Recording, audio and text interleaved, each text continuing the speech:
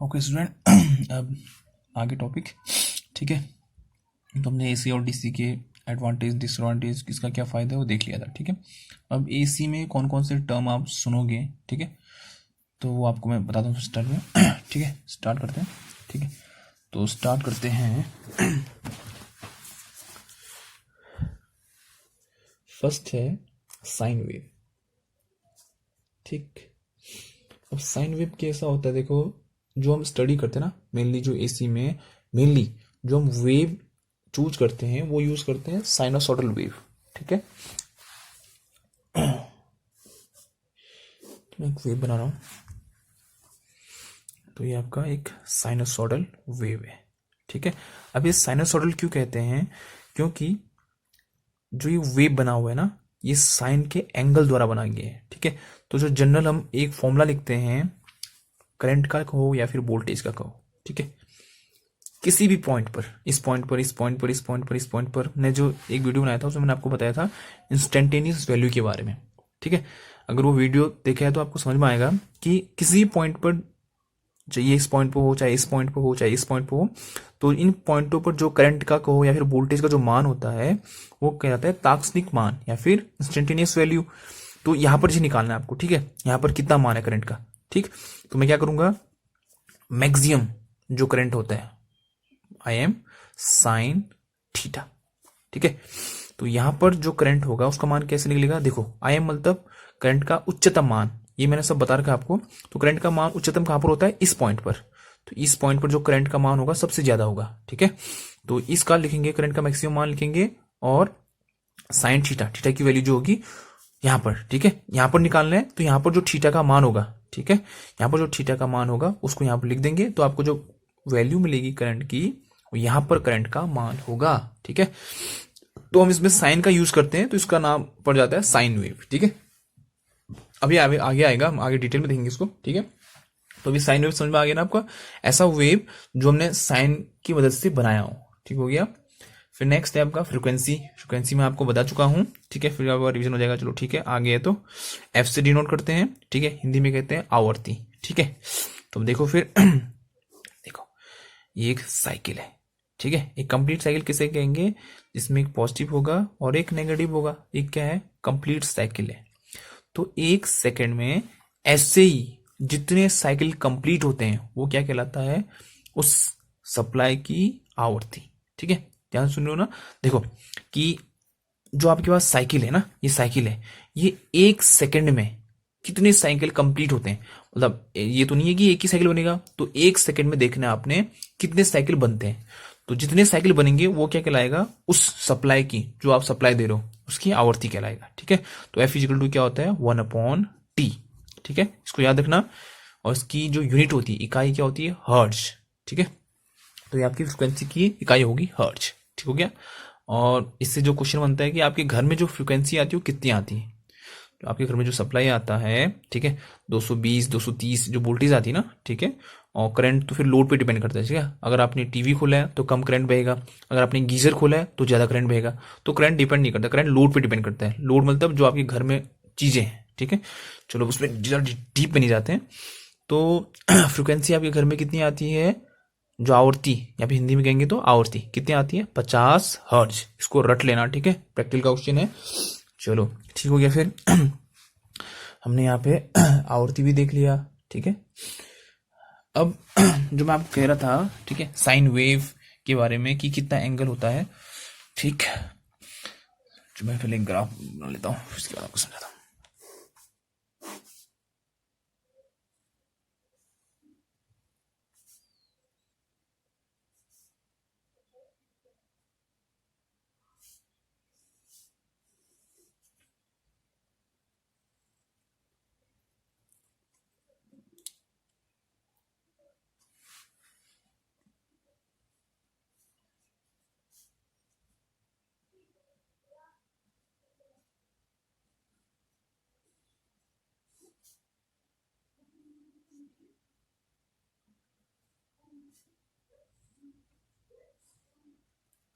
ठीक है, तो मैंने एक ग्राफ बनाया है, देखो ये कहलाएगा आपका 30 डिग्री, तो ये आपका 30 डिग्री एंगल है, 30। समझाने के लिए बना रखा मैंने ऐसे, ठीक है। तो आपका एक साइन वेव है, तो यहाँ पर क्या आएगा 30 डिग्री, फिर वैसे ही 45 डिग्री, फिर वैसे ही 90 डिग्री। तो यहाँ पर क्या होता है 90 डिग्री, ठीक है। तो ये 90 डिग्री पर क्या आपको मैक्सिमम वैल्यू मिली है, ठीक है। तो ये लाइन होती है ना, इसे कहते हैं आयाम या फिर एम्पलीट्यूड, ठीक है। एम्पलीट्यूड इंग्लिश में कहेंगे और हिंदी वाले कहेंगे इसको यहाँ से यहाँ की दूरी एम्पलीट्यूड, ठीक है। और यहाँ पर इस पॉइंट पर 90 डिग्री पर जो मान होगा, चाहे वो करंट का हो या चाहे वोल्टेज का हो, यह कहलाता है पीक मान, मैक्सिमम वैल्यू कहते हैं इसको, ठीक है। तो ये दिमाग में रखना है आपने, ठीक हो गया। तो ये 30 हो गया, ये 45 हो गया, ये 90 हो गया। देखो जीरो से स्टार्ट हुआ ना, जीरो एंगल से, ये धीरे धीरे धीरे बढ़ते गया, फिर 90 में क्या हो गया मैक्सिमम हो गया, फिर एंगल बढ़ते गया, फिर 90, फिर क्या आएगा ऐसे 60 70, ठीक है 80, फिर यहाँ जाके आएगा 180, ठीक है। 90 का बढ़ते जाएगा ना, सो 90 के बाद आगे क्या आएगा 90 हो गया, 100 हो गया, 110, 120, 130, फिर लास्ट में क्या आएगा यहाँ पर 180। 180 में क्या हो गया जीरो हो गया, फिर नेगेटिव की ओर बढ़ते गया ऐसे से, फिर यहाँ पर क्या आया 270, 270 में फिर से क्या हो गया मैक्सिमम हो गया, 270 डिग्री पे फिर से मैक्सिमम हो गया, ठीक है। फिर घटते गया, फिर यहाँ पर क्या आता है 360, 360 में फिर से जीरो हो गया, ठीक है। तो ये मान बदलते जाता है, ठीक है। तो एसी की प्रॉपर्टी यही होती है कि उसका मान पॉजिटिव नेगेटिव होते जाता है, ठीक है। तो इस यहाँ से अगर मैं एक हाफ साइकिल की बात करूं, ठीक है, यहां से यहाँ की दूरी क्या कहलाती है आयाम, ठीक है। ठीक हो गया, ठीक। हाँ चलो, अब उसने समय अंतराल, ठीक है, टाइम पीरियड, नेक्स्ट आपका टाइम पीरियड, समय अंतराल, ठीक है। तो एक साइकिल में जितना टाइम लगता है ना उसे क्या कहते हैं टाइम पीरियड, ठीक हो गया। एक साइकिल कंप्लीट होने पे जो टाइम लगता है उसे कहते हैं समय अंतराल, ठीक है। और समय अंतराल निकलता कैसे है, t इजिकल टू 1/f। देखो फ्रीक्वेंसी का फॉर्मूला होता है 1/t, टी को उधर लेके f को यहाँ लगे, तो आप समय अंतराल फ्रीक्वेंसी से भी निकाल सकते हो, ठीक है। एक और चीज तो टाइम पीरियड क्या होता है समय अंतराल, ठीक है। एक साइकिल कंप्लीट होने में, एक साइकिल, हाँ अब ऐसा नहीं कि बहुत सारी साइकिल, एक साइकिल कंप्लीट होने में जो समय लगा उसे कहते हैं समय अंतराल, ठीक हो गया। अब देखो फिर टाइम पीरियड निकालने का तरीका बहुत से होते हैं, ये पॉजिटिव हो गया, फिर ये नेगेटिव हो गया, फिर ये फिर से पॉजिटिव हो गया, फिर ये नेगेटिव हो गया, ठीक है। तो ये पीक वैल्यू यहाँ पर है, तो ये पीक वैल्यू यहाँ पर है। कभी कभी आपको ना सिर्फ यहीं पर का टाइम पीरियड दिया होगा, ठीक है, यहाँ पर का और यहाँ पर का, और आपसे टाइम पीरियड पूछेगा, ठीक है। यहाँ पर टाइम दिया होगा, यहाँ पर जो टाइम होगा मान लो t है, यहाँ पर 5t है, ठीक है। और आपसे पूछेंगे कि समय अंतराल बताओ, अब ये तो दिया ही नहीं यहाँ पर का। एक साइकिल क्या, देखो एक साइकिल जो है ये है, एक साइकिल का ये एक साइकिल कंप्लीट यहाँ पर हो रही है। अब आपसे यहाँ से यहाँ का टाइम पूछ रहे हैं, तो कैसे निकालोगे, तो लिखा ही नहीं यहाँ पर। तो टाइम पीरियड निकालने का एक तरीका क्या होता है कि दो मैक्सिमम उच्चतम मान वाले, ठीक है, दो उच्चतम पॉजिटिव, ठीक है, जो उच्चतम पॉजिटिव साइड वाले, अब यानी कि इधर का यहाँ का नहीं, दो उच्चतम पॉजिटिव वाले मान का अगर आप टाइम पीरियड माइनस कर दोगे तो आपको आपका क्या मिल जाएगा टाइम पीरियड मिल जाएगा आपका, ठीक है, समय अंतराल मिल जाएगा, ठीक है। यहाँ पर टाइम कितना है t, यहाँ पर कितना है 5t। इनको क्यों लिया, क्योंकि ये मैक्सिमम पीक वैल्यू है, ठीक है। इन दो पीक वैल्यू के समय को अगर मैं घटा दूं तो आपको टाइम पीरियड मिल जाएगा 5t माइनस t, तो कितना हो गया 4t। तो आपका जो समय अंतराल आया कैपिटल T, ठीक है, टाइम पीरियड कितना आया 4t, ठीक है। तो आप ऐसा कर सकते हो कि एक साइकिल कंप्लीट होने में कितना समय लग रहा है 4t, ठीक है, ऐसे निकाल सकते हो, ठीक हो गया। तो ये आपका याद रखना आपने फॉर्मूला। और तात्कालिक मान मैंने आपको बता रखा है, ठीक है। पीक वैल्यू भी मैंने आपको बता रखा है। शिखर मान मतलब जो जहां पर करंट का वैल्यू मैक्सिमम होती है, तो यहाँ पर होती है मैक्सिमम वैल्यू, यहाँ पर और यहाँ पर दो जगह पर, पॉजिटिव साइड भी होती है नेगेटिव साइड भी होती है, ठीक है। अब आता है एवरेज वैल्यू, ठीक है, औसत मान। औसत मान किससे कहते हैं, देखो ये आपका सब ग्राफ से समझ में आया, ठीक है। ग्राफ आप ध्यान से देखना है। ये एक साइकिल बनाया मैंने, ठीक है। यहाँ पर मान लो I1, यहाँ पर मान लो I2, यहाँ मान लो I3, यहाँ मान लो I4, यहाँ मान लो I5, यहाँ मान लो I6, ठीक है। 6 करंट हो गए, ठीक है। तो देखो इसमें क्या होता है ना, ये सब क्या होंगे पॉजिटिव होंगे, फिर यहीं जितने करंट यहाँ होंगे उतने यहाँ भी होंगे, तो I21, I2, I3 वो I6 होंगे, लेकिन वो किस में होंगे माइनस में होंगे। अगर मैं इन दोनों का निकालू एवरेज ना, तो क्या आएगा 0 आएगा। क्यों, देखो एवरेज निकालने के लिए क्या करते हैं हम, देखो मैंने जो है 2, 3, 4, 5, मैंने आपसे अगर इसका एवरेज पूछूं तो कैसे निकालोगे, इन सबको जोड़ दोगे और जितनी संख्याएं हैं उससे बस को भाग दे दोगे। कहने का मतलब जैसे मैं 5, 4, 9 हो गया, 9 और 3 कितना 12, 13, 14, 14 अपॉन में क्या आएगा 1, 2, 3, 4, तो ये एवरेज निकल जाता है इसका, ठीक है, औसत, ठीक है। तो वैसे एवरेज हम अगर करंट की बात करते हैं या फिर वोल्टेज की बात करते हैं तो अलग अलग जगह पर अलग अलग ताकसीमात मतलब अलग अलग इंस्टेंटेनियस वैल्यू कहेंगे, मतलब अलग अलग जगह पर जो करंट होते हैं, ठीक, जितने करंट दे रखे होंगे आपको क्वेश्चन में, उनको अगर आप जोड़ दोगे और जितने वो करंट है उससे उसको अगर डिवाइड दोगे या भाग दोगे तो आपको क्या मिलेगा, एवरेज मान मिलेगा। और हम हमेशा एवरेज किस लिए निकालते हैं, हाफ के लिए निकालते हैं।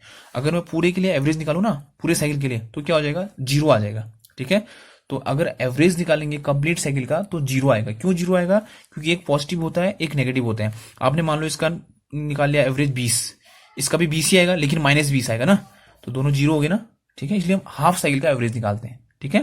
तो एवरेज किस निकलेगा, मान लो कितने हैं, 6 करंट है ना, तो I1 plus I2 plus I3 plus I4 plus I5 plus I6 बट्टे में क्या आएगा आपका 6। तो आपको क्या मिल जाएगा, एवरेज मान मिल जाएगा, ठीक है।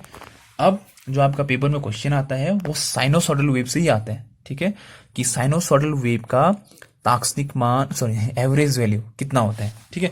तो आपके उसमें प्रूफ करना नहीं है, ठीक है। तो अगर नहीं है तो फिर डिटेल में नहीं जाते हैं, ठीक। तो याद रखना आपने जो साइनोसॉइडल वेव होती है, ये आज मैं बार बार साइनोसॉइडल वेव कर रहा हूँ, ये साइनोसॉइडल वेव, ठीक है। आपने एक वेव याद रखनी है और अलग अलग जगह जो इक्वेशन होती है ना, एक ये वेव याद रखनी है ये, और एक इक्वेशन याद रखनी है, E is equal to E m sine theta और I is equal to I m sine theta, ठीक। ये दो इक्वेशन याद रखनी है कि एक जनरल इक्वेशन है, ठीक है। अगर कहीं भी आपको करंट का मान पूछेंगे तो इस इक्वेशन से निकलेगा, या कहीं भी आपको वोल्टेज का मान पूछेंगे यहाँ पर यहाँ पर यहाँ पर, तो आप इस इक्वेशन में रखोगे तब आपको मान मिलेगा, ठीक है। तो ये आपका साइन वेव हो गया, ठीक है, साइनसॉइडल वेव। अब एवरेज हम हाफ का निकालेंगे ना, तो एवरेज का फॉर्मूला होता है, इसको रट लेना एकदम, आई एवरेज बराबर होता है 2Im बट्टे पाई, ठीक है, ठीक। और अगर मैं वोल्टेज की बात करूं, अगर वोल्टेज का एवरेज बोलेंगे तो वोल्टेज एवरेज बराबर 2Vm बट्टे पाई, ठीक है। तो आपने इसको रटना है अच्छे से, ठीक है, कि अगर साइनसॉइडल वेव की बात करें, ठीक, तो उसमें जो एवरेज का मान आता है कितना आता है, 2Im अपॉन पाई। और अगर मैं वोल्टेज की बात करूँ तो कितना आता है, 2Vm अपॉन पाई, ठीक है।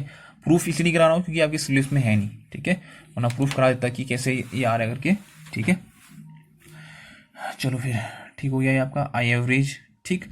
अब इसके बाद आता है आपका आरएमएस वैल्यू, ठीक है, रूट मीन स्क्वायर वैल्यू, ठीक है। अब देखो जो आपका साइनसॉइडल वेव होता है ना, उसमें करंट का मान चेंज होते रहता है, ठीक है, बदलते रहता है। तो जिस करंट के द्वारा प्रभाव पड़ा है ना, जो भी करंट है, जिस करंट के द्वारा प्रभाव, चाहे वो यहाँ पर वाले के द्वारा पड़ा है या यहाँ पर वाले के द्वारा पड़ा है, तो जिसके द्वारा प्रभाव पड़ा है उसे कहते हैं हम क्या, आरएमएस वैल्यू, ठीक है। उस करंट का नाम होता है आरएमएस वैल्यू, या फिर जिसके द्वारा प्रभाव पड़ता है, प्रभावी मान भी कहते हैं, ठीक है, प्रभावी मान जिसके द्वारा प्रभाव पड़ रहा है, ठीक। क्योंकि करंट का मान सेम नहीं रहता है, बदलते रहता है, तो जिस करंट के द्वारा प्रभाव पड़ा उसी को कहते हैं आरएमएस वैल्यू, ठीक है। तो हमारे घर में क्या आता है, एसी आता है, तो हमारे घर में जो करंट का मान चेंज होते रहता है, ठीक है, या वोल्टेज का मान चेंज होते रहता है, पॉजिटिव नेगेटिव पॉजिटिव नेगेटिव, तो हम यहाँ पर कैलकुलेशन करने के लिए हमेशा किसका यूज करते हैं, आरएमएस वैल्यू का यूज करते हैं, ठीक है। तो आरएमएस वैल्यू निकलती कैसे है, ठीक है, चलो देखो फिर, देखो आई आरएमएस, ठीक, आई आरएमएस वैल्यू कह रहा हूं, तो ये होता है Im बट्टे √2, ठीक। और वी आरएमएस की बात करूं तो ये होता है आपका Vm बट्टे √2, ठीक है। तो ये आपका हो गया आई आरएमएस की वैल्यू और ये आपका वी आरएमएस की वैल्यू, ठीक। चलो फिर अगर इसका फॉर्मूला अगर मैं देखो ना, अगर हल्का फुल्का अगर देखना चाहते हो तो ये निकलता कैसे है, आई आरएमएस, ठीक है, अंडर रूट करते हैं और जितने करंट दे रखे हैं आपको उसका स्क्वायर, I2 का स्क्वायर, I3 का square, dot dot dot n current, और बट्टे में क्या आएगा, n, ठीक है। तो इनको सॉल्व करके फिर आपका ये मान निकलता है। तो आपने इतनी डिटेल में नहीं जाना है, ठीक है, कि कैसे ये आया। तो आप इतना याद रखो कि जो आपका साइनोसॉइडल वेव होगा ना, सिर्फ साइनोसॉइडल वेव कह रहा हूँ, ठीक है, उसका आरएमएस वैल्यू कितना होगा, Im बट्टे √2। अगर करंट की बात करता है तो करंट का उच्चतम मान बट्टे में √2। अगर वोल्टेज की बात करते हो वोल्टेज का आरएमएस, तो वोल्टेज का उच्चतम मान बट्टे √2, ठीक है। तो ये आपका हो गया वी आरएमएस और आईआरएमएस, ठीक है। तो रूट मीन स्क्वायर वैल्यू, ठीक है। अब ये होता क्या है, ठीक, औसत तो चलो फिर भी समझ में आ रहा, आपकी औसत एवरेज निकाला है, ठीक है। लेकिन आरएमएस वैल्यू होता क्या है, ठीक है। तो ये एसी करंट का, ठीक है, मान लो एक एसी करंट है, ठीक ठीक, एसी करंट का वो मान जो किसी ठीक किसी धातु में से प्रोवाइड किया जाए, ठीक, और फिक्स टाइम के लिए, मान लो 1 मिनट के लिए, और डीसी को भी प्रोवाइड किया जाए कितने के लिए, 1 मिनट के लिए। तो एसी का वो मान जो डीसी, जैसे मान लो मैंने क्या लिया, धातु ले लिया, ठीक है, उसमें से पहले मैंने क्या किया, डीसी को प्रोवाइड किया, डीसी को क्या किया, फ्लो किया, तो उसमें कुछ हीट प्रोड्यूस हुआ, ठीक है, ऊष्मा उत्पन्न हुई, ठीक है, 1 मिनट फ्लो करने पर, ठीक है। डीसी को मैंने कितना फ्लो किया, एसी, ठीक। अब डीसी को मैं कुछ भी कर सकता हूँ, 5 एम्पियर, 6 एम्पियर और 7 एम्पियर, कितना भी किया हो, कितने देर तक के लिए, 1 मिनट के लिए।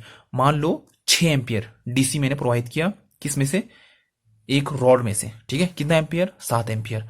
अब एसी का वो मान, जरूरी नहीं कि 7 एम्पियर हो, वो 2 भी हो सकता है, 3 भी हो सकता है, 4 भी हो सकता है, कुछ भी हो सकता है, ठीक है। तो एसी का वो मान, ठीक, जो उतना ही हीट उत्पन्न करे जितना इस 7 एम्पियर ने किया है, 7 एम्पियर डीसी ने उत्पन्न किया है, कितने मिनट में, 1 मिनट में। तो वो वैल्यू क्या कहलाती है, आरएमएस वैल्यू, ठीक है। तो आरएमएस वैल्यू होती क्या है, ठीक है, एसी का वो मान, ठीक है, जो उतना ही हीट उत्पन्न करे किसी रॉड में उतने ही समय पे जितना कि डीसी ने उत्पन्न किया था, ठीक है। तो वो वैल्यू क्या कहलाती है, एसी का आरएमएस मान कहलाता है। तो जो हम कैलकुलेशन करते हैं तो आरएमएस वैल्यू ही लेते हैं, ठीक है। ठीक, चलो फिर अब 1-2 पॉइंट और देखते हैं। अब है आगे आपका फॉर्म फैक्टर, ठीक है, फॉर्म फैक्टर, ठीक है। तो फॉर्म फैक्टर का फॉर्मूला होता है आरएमएस वैल्यू, हाँ, फॉर्म फैक्टर का वैल्यू होता है, हाँ, RMS value upon average value, हाँ, ठीक है, आई आरएमएस बट्टे आई एवरेज, ठीक है। ये फॉर्म फैक्टर किसका है, करंट का। करंट का फॉर्म फैक्टर कितना है, आई आरएमएस बट्टे आई एवरेज, मतलब करंट का जो आपका क्या होता है, प्रभावी मान, ठीक है। करंट का जो प्रभावी मान होगा बट्टे में क्या आएगा, करंट का औसत मान। ये फॉर्मूले हैं, इनको रट लेना आपने, ठीक है। और मैं अगर किसकी बात करूं, हाँ, वोल्टेज की बात करूं, वोल्टेज फॉर्म फैक्टर की बात करता हूं अगर, तो वोल्टेज फॉर्म फैक्टर क्या होता है, वही वी आर एम एस बट्टे वी एवरेज। आपको जो क्वेश्चन है टिक मार्क आना है, तो ये बहुत इंपॉर्टेंट है, ठीक है। तो फॉर्म फैक्टर, ठीक है, हिंदी में भी आपको फॉर्म फैक्टर लिखा उन्होंने, फॉर्म फैक्टर हो गया, और ये करंट के लिए हो गया, ये वोल्टेज के लिए हो गया, ठीक है। तो ये हो गया आपका फॉर्म फैक्टर। और एक और चीज याद रखना, साइनोसॉइडल वेव के लिए जो फॉर्म फैक्टर आता है, ठीक है, साइनोसॉइडल वेव कौन सा, बार बार याद दिला रहा हूं ये, ठीक है। तो साइनोसॉइडल वेव के लिए जो फॉर्म फैक्टर आता है वो आता है 1.11, चाहे तो आप वैल्यू फॉर्मूला रख लेना, ठीक है। आई एन एस का मान मैंने लगा रखा है, ये आई अपॉन √2 यहाँ रख देना, एवरेज का मान पीछे लगा रखा है 2 अपॉन पाई। तो सॉल्व करोगे तो इतना ही आएगा। तो याद रखना कि जो फॉर्म फैक्टर होता है किसका, साइनोसॉइडल वेव का, ठीक है, जो मैंने बना रखा है ये कितना होता है, 1.11, इसको रट लेना अच्छे से, ठीक है। अब आता है आपका पीक फैक्टर, 2 फॉर्मूले हैं ये, इसको तो रटना ही आपने, ठीक है। नेक्स्ट है आपका पीक फैक्टर, या क्रीस्ट फैक्टर भी कहते हैं इसको, पीक फैक्टर या फिर क्रीस्ट फैक्टर, क्रीस्ट फैक्टर, ठीक है। तो इसका मान क्या होता है, मैक्सिमम वैल्यू, अगर मैं करंट की बात करूं, ठीक है, करंट की बात करता हूं तो अगर मैक्सिमम वैल्यू बट्टे आरएमएस वैल्यू, ठीक है, ठीक, मैक्सिमम वैल्यू बट्टे आरएमएस वैल्यू, ठीक। पीक फैक्टर या फिर दोनों एक ही चीज है, या तो पीक फैक्टर लिखा होगा या फिर क्रीस्ट फैक्टर लिखा होगा। तो क्या होगा, मैक्सिमम करंट बट्टे आपका प्रभावी करंट, ठीक है। अगर वोल्टेज की बात करता हूं, इसी में वोल्टेज का पीक फैक्टर या फिर क्रीस्ट फैक्टर क्या होगा, मैक्सिमम वोल्टेज, उच्चतम वोल्टेज का मान बट्टे में क्या आएगा, वोल्टेज का प्रभावी मान वी आर एम एस, ठीक है। तो इसको आपने याद रखना है, ठीक है। और साइनोसॉइडल वेव के लिए यह आता है 1.414, ठीक है, इसको भी याद रखना। 2 चीज याद रखनी है आपने, फॉर्म फैक्टर और क्रीज फैक्टर साइनोसॉइडल वेव के लिए। बाकी का भी हो है साइन, आपको याद नहीं कराना होता उतना बहुत, ठीक है। आपको सिर्फ साइनोसॉइडल वेव का याद करना है। फॉर्म फैक्टर कितना होता है 1.11 और पी फैक्टर कितना होता है 1.414, ठीक है। चलो फिर यहां पर हमने पी फैक्टर की वैल्यू देख ली है, ठीक। अब है आपका फेज किस चीज को कहते हैं, ठीक है, इन फेज क्या हुआ, आउट फेज क्या हुआ, ठीक है। तो धीरे धीरे हम अपने टॉपिक की ओर बढ़ते जा रहे हैं, ठीक है। ये हो गया आपका फेज, ठीक है। ये सब आपको ग्राफ से ही समझ में आया, इसलिए मैं ग्राफ से ही समझा रहा हूं, ठीक है। फेज होता क्या है, ठीक है। मान लो ये ग्राफ है, ठीक है, ये आपका साइनसॉइडल वेव है, इसको मैं वोल्टेज का मान लेता हूँ, ये वोल्टेज का ग्राफ है, ठीक है। ये आपका टाइम पीरियड है, टाइम के साथ, और ये वोल्टेज और करंट दो चीज दिखा रहा हूं मैं, ठीक है। ये वोल्टेज का ग्राफ है और इसी के साथ एक आपका करंट का ग्राफ भी मान लो, ये ठीक हो गया, ठीक। अब ध्यान से देखना, ठीक है, देखो दोनों एक साथ स्टार्ट हो रहे मतलब सॉरी मतलब एक पीछे स्टार्ट है, एक आगे से स्टार्ट है ना। मान लो कि आपका करंट है ये, ठीक है, करंट आपका यहां से स्टार्ट है, वोल्टेज आपका यहां से स्टार्ट है। अब देखो ये यहां से स्टार्ट है वोल्टेज और करंट आपका यहां से स्टार्ट है, तो दोनों एक ही फेज में नहीं है, अलग अलग जगह से स्टार्ट हो रहे हैं, ठीक है। ये यहां से स्टार्ट है, यहां से स्टार्ट है, तो दोनों अलग अलग फेज में है, एक ही फेज में नहीं है, ठीक है। अब एक ही फेज किसे कहेंगे, ये ग्राफ देखो, ये आपका वोल्टेज है और यहीं से आपका करंट स्टार्ट, चाहे छोटा हो कोई बात नहीं, लेकिन एक ही जगह से स्टार्ट होना चाहिए और एक ही जगह पे दोनों ने जीरो होना चाहिए, तो इसे कहते हैं एक फेज में होना। यहां पर देखो ये यहां से स्टार्ट जीरो है, ठीक, मतलब एक यहां से स्टार्ट हो रहा है, दूसरा यहां से स्टार्ट हो रहा है, ठीक है। तो ये अलग अलग जगह से स्टार्ट हो रहे हैं, ठीक, और अलग अलग जगह देखो, अलग अलग जगह से स्टार्ट और अलग अलग जगह पे जीरो हो रहे हैं, ठीक है। तो ये कहेंगे आउट फेज, फेज में नहीं है, और ये कहेंगे इन फेज, दोनों फेज में है, ठीक हो गया। ये इन फेज और ये आउट फेज, ठीक हो गया, इन फेज और आउट फेज, ठीक। कहने का मतलब अगर दोनों साथ जीरो या फिर दोनों साथ उच्चतम मान पर नहीं पहुंच रहे तो क्या कहलाते हैं आपका आउट फेज, और अगर साथ पहुंच रहे हैं तो क्या कहलाएगा इन फेज। देखो ना ये दोनों जीरो थे साथ ही, अब ये करंट आपका मैक्सिमम मान में पहुंच गया, ये भी अपने उच्चतम मान में पहुंच गया, दोनों साथ पहुंचे ना, फिर दोनों साथ ही जीरो हुए, तो ये कंडीशन कहलाती है इन फेज, दोनों सेम फेज में है।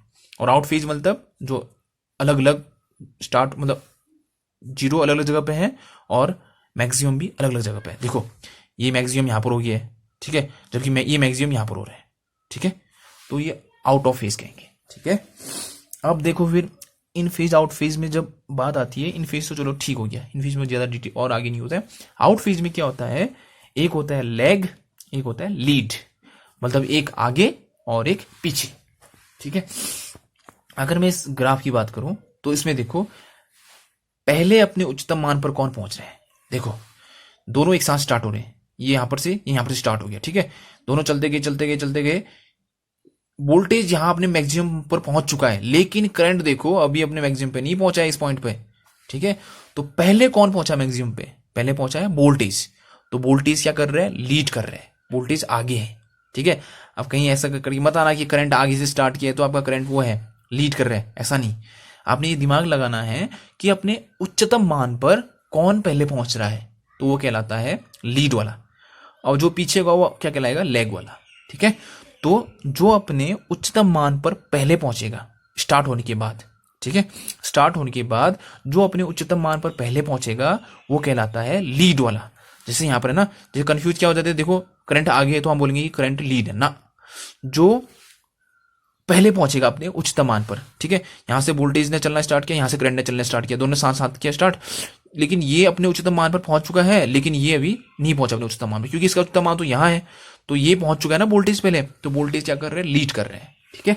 तो ये सब लैग और लीड इसे कहते हैं, ठीक हो गया, चलो फिर ठीक हो गया ठीक। अब तो ये तो आपका वेव्स हो गया, समझा ना, वेक्टर डायग्राम से भी आप समझा सकते हैं, ठीक है। ये आपका मान लो वोल्टेज है, ठीक है। ध्यान से देखना कि लीड कैसे दिखाते हैं और लैग कैसे दिखाते हैं, ठीक है। ये फर्स्ट क्वाड्रेंट है, ये सेकंड, ये थर्ड, ये फोर्थ, तो हम फर्स्ट क्वाड्रेंट या फोर्थ क्वाड्रेंट की बात करते हैं, ठीक है। ये दो क्वाड्रेंट, ये फर्स्ट क्वाड्रेंट कहलाता है, ये सेकंड, ये थर्ड, ये फोर्थ, ठीक है। ये वोल्टेज है, ठीक है। अगर मैं करंट यहां ड्रॉ करूं, ठीक है, करंट मैंने यहां ड्रॉ कर दिया अगर ना, तो करंट आगे कहलाएगा, हमेशा याद रखना। अगर मैं करंट यहां ड्रॉ करता हूं तो ये वोल्टेज से आगे है, ठीक है, लीड कर रहा है, करंट आपका लीड कर रहा है, ठीक है। अगर मैं करंट को पीछे ड्रॉ करूं यहां, तो इसमें कहलाएगा ये करंट क्या करा रहा है, वोल्टेज से पीछे, ठीक है। करंट क्या कर रहा है, लैग कर रहा है, ठीक है। ये ध्यान रखना आपने, ठीक है।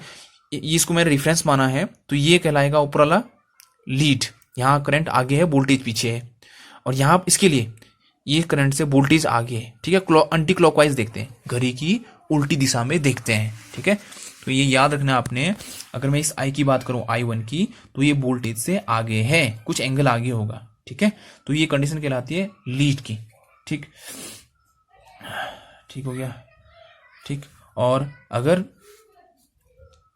इस I2 की बात करूं तो ये वोल्टेज से पीछे है, तो ये कहलाएगा लैग करंट, ठीक है, पीछे है, ठीक है। तो ये लैग और लीड का मैंने आपको बता दिया, ठीक हो गया। चलो फिर अब पढ़ जाते हैं सर्किटों के बारे में, ठीक है। इतना बेस था, ठीक है, इतना आपका बेस था। अब है आपका सर्किट, कौन कौन से सर्किट होते हैं, ठीक हो गया, सर्किटों के बारे में हो गया, ठीक। तो इसमें आता है फर्स्ट प्योर रेजिस्टिव सर्किट, ठीक है। तो इसमें आता है प्योर रेजिस्टिव सर्किट, ठीक है, प्योर रेजिस्टिव सर्किट, ठीक है। ऐसा सर्किट जिसमें क्या हो, सिर्फ रेजिस्टेंस लगा हो, ठीक है। ऐसा सर्किट जिसमें क्या लगा हो, सिर्फ रेजिस्टिव लगा हो, रेजिस्टेंस लगा हो, तो उसे क्या कहते हैं, आपका प्योर रेजिस्टिव सर्किट, ठीक हो गया। ये मान लो ये है, तो ये आपका क्या है, एक सर्किट जिसमें सिर्फ क्या लगा हो, ये एसी का सिंबल हो गया, ठीक है, ठीक, ये एसी का सिंबल हो गया, कुछ वोल्टेज है यहाँ पे, ठीक है, ठीक, ये आपका आर है, ठीक है। तो ये आपका क्या है, ठीक है, एक ऐसा सर्किट जिसमें सिर्फ क्या लगा हो, रेजिस्टेंस लगा हो, ठीक। तो उस सर्किट को क्या कहते हैं, प्योर रेजिस्टिव सर्किट हो गया, ठीक है। अब इसमें हम समझते हैं कि इसमें जो आपका फेज में होता है या नहीं होता है, क्या चीज़ फेज में होती है, ठीक है। तो इसमें दो चीज़ होंगी ना, वोल्टेज होगा और क्या होगा, वोल्टेज और करंट होगा इस सर्किट में ना। जब मैं इस सर्किट को चलो की मान लेता हूँ यहाँ पर एक स्विच, तो जैसे स्विच को क्लोज करूंगा तो इसमें करंट भी होगा और वोल्टेज भी हमने अप्लाई किया ही है, ठीक है।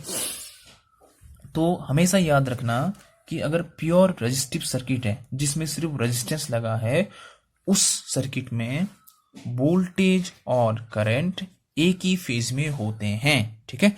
दोनों, जो वोल्टेज भी है और जो करंट भी है, किसकी बात कर रहा हूं, प्योर रेजिस्टिव सर्किट की, जिसमें सिर्फ क्या लगा हो, रेजिस्टेंस लगा हो, उसमें वोल्टेज और करंट एक ही फेज में होते हैं। कहने का मतलब ये वोल्टेज है तो इसी में क्या है, करंट है, ठीक है, एक मुझे उसी फेज में। अगर वेव से बनाऊं तो ये देखो, ये आपका ये तो इसी में कम ज्यादा हो सकते हैं, ठीक है, वैल्यू कम ज्यादा, लेकिन स्टार्ट भी सेम हो रहे हैं और जीरो भी सेम जगह पर हो रहे हैं, तो एक ही फेज में है। कहने का मतलब करंट और वोल्टेज आपका एक ही फेज में है, ठीक है। तो मैंने आपको वेक्टर डायग्राम से भी बता दिया और आपके ये वेव से भी बता दिया, ठीक है। तो करंट और वोल्टेज एक ही फेज में होंगे, तो दोनों के बीच में एंगल कितना होगा, फिर दोनों एक ही लाइन में है, ठीक है, एक ही फेज में, तो थीटा कितना आता है यहाँ पर, 0 डिग्री, ठीक है, ठीक है। तो हमेशा याद रखना कि जो आपका प्योर रेजिस्टिव सर्किट होता है उसमें जो सेमी फेज में हो गए तो थीटा का मान क्या आता है, 0, ठीक हो गया, 0 डिग्री, ठीक हो गया। चलो अब इस सर्किट में